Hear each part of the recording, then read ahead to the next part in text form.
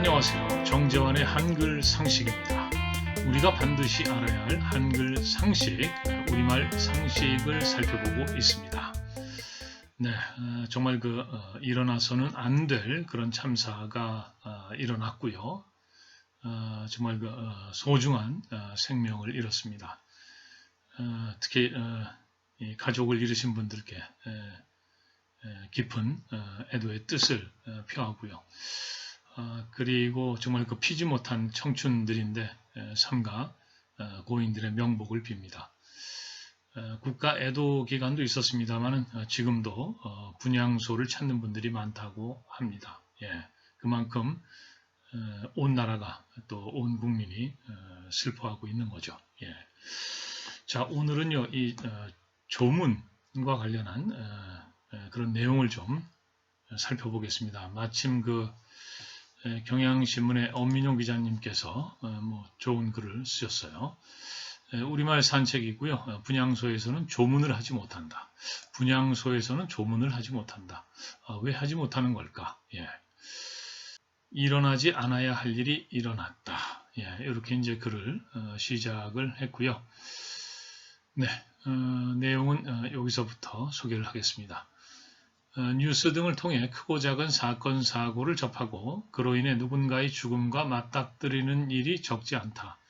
하지만 상사를 당사자로서 직접 겪는 일은 흔치 않다. 그런 까닭인지 평소에 상사와 관련해 잘못 쓰는 말들이 많다. 윤석열 대통령이 이태원 참사 합동 분향소를 찾아 조문했다.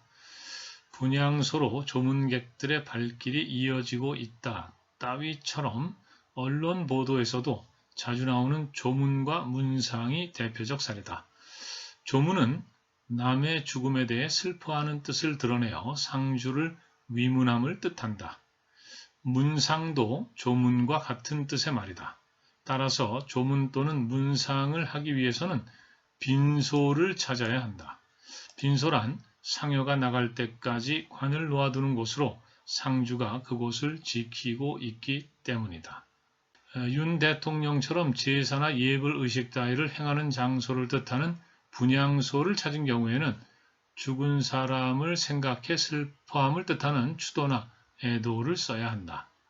빈소가 여러 곳이라서 한 곳만 갈 수 없어 부득이 분향소를 찾은 경우라면 분향소를 찾아 조문을 대신했다. 조문을 했다가 아니고 조문을 대신했다 정도로 쓰는 것이 적당하다. 상사와 관련해 구분해 써야 할 말에는 조의와 조위도 있다.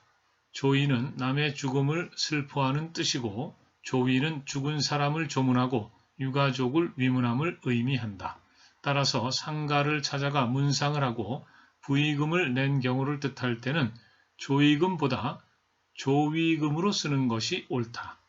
표준국어 대사전도 조의금은 남의 죽음을 슬퍼하는 뜻으로 내는 돈, 조위금은 죽은 사람을 조문하고 유가족을 위문하는 뜻을 나타내기 위해 내는 돈으로 의미 차이를 두고 있다.